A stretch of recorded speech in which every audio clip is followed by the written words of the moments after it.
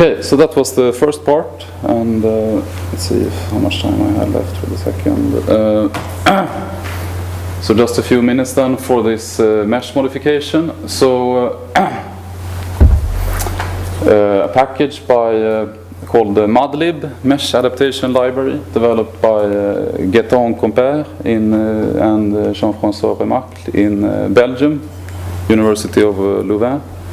They are also GMesh developers, and this is the website then. So it's based on local mesh operations. So basically you can think of only these operations: an edge split, an edge collapse, and edge swap. So to sort of refer to my previous idea or the methodology, this seems, I think, would be a nice example of that using these three operations, you could use this as a basis for sort of most mesh algorithms we think of today. So mesh refinement and coarsening, these operations span that. Mesh motion, sort of you collapse squeezed elements. Mesh quality optimization is this swap operation. And so in my view this would also be a basis for mesh generation, but I'm not sure this has been explored so much. So this is the algorithm then. It's an iterative algorithm. So you you specify a mesh size tolerance, so a size field in the nodes, and a quality tolerance. And then you iterate over this loop. So you collapse short edges, improve mesh quality with edge swaps, and split long edges. And so this is just a sort of tutorial to be able to more easily see this. So edge split, I think, is quite familiar. You just introduce a vertex on the midpoint of the edge.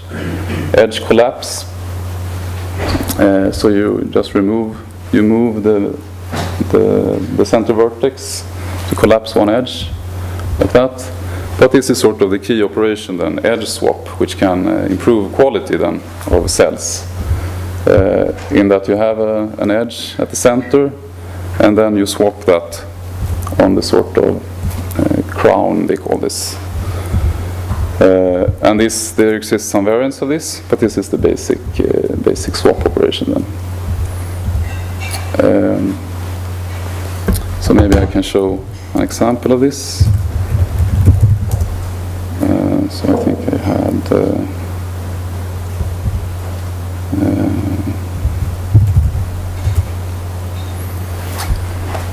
so here you have some geometry, and then just sweep with a sort of small mesh size as a test case. And I think this one here you can see a cut.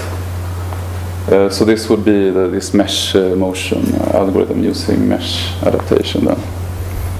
So you have some fixed objects moving, and you try to keep up the mesh size and quality. How is the time?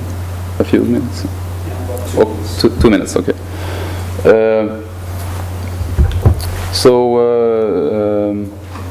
These are some issues that exist, but it seems sort of quite robust. It's still in still in development, but certainly usable for our needs.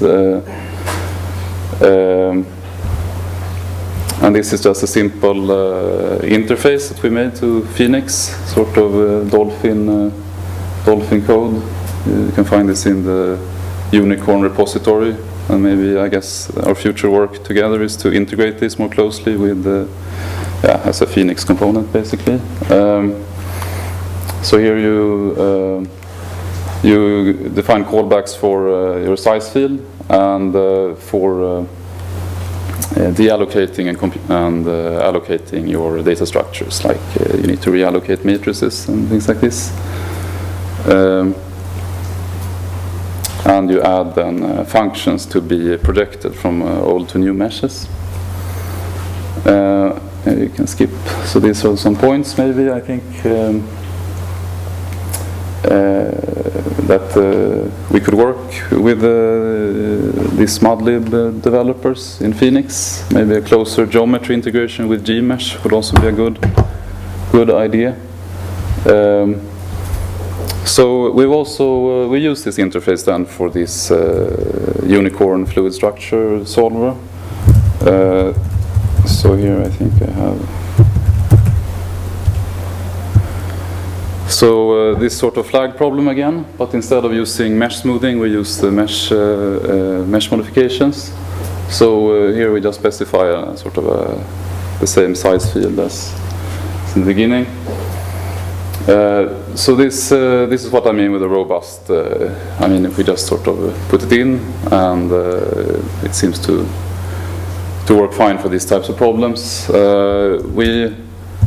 We do actually some hybrid method here. So we have some mesh smoothing as well, because when you do this, you need to do projections, interpolations or something like that. With just mesh motion, you don't lose any sort of you don't generate extra error by projections. So we would like to smooth as much as possible. And then, so continuing from the question yesterday, so so we want to do this flapping bird flight. Can we do this?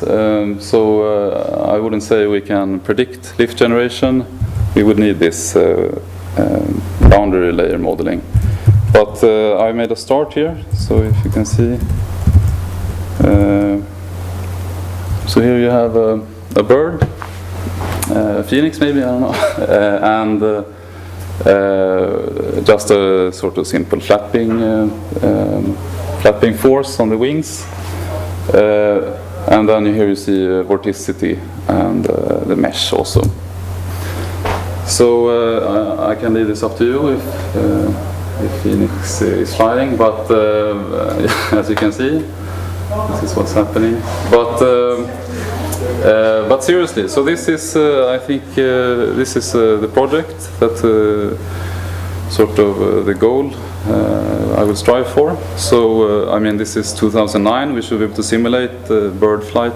It's just Newtonian mechanics. So, so this is basically. Can we do this in like 2 years?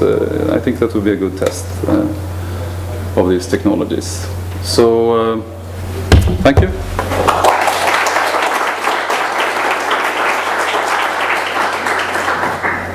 Questions?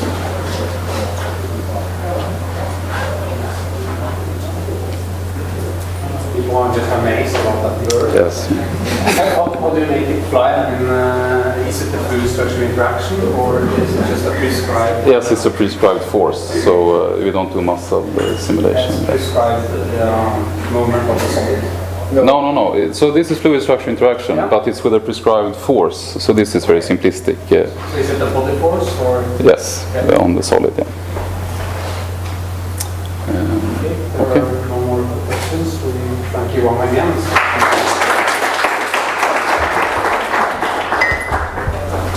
Next speaker is Kent André Marlow, one of the guys that has been around here for